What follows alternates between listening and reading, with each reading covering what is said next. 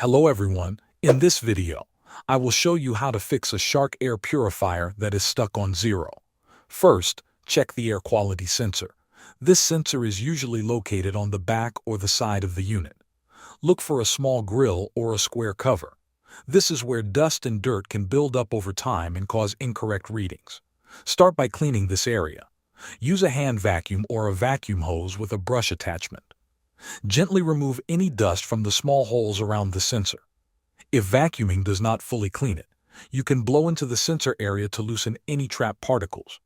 You can also use a can of compressed air if you have one.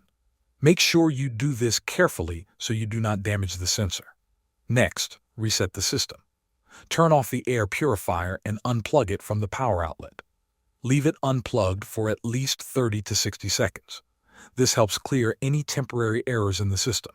After that, plug it back in and turn it on again. Now check if the 0 reading is related to filter life. Some Shark Air Purifiers show 0 when the filter has reached the end of its life. If this is the case, you need to replace the EPA filter with a new one. After installing the new filter, press and hold the filter life or filter reset button for about 3 seconds.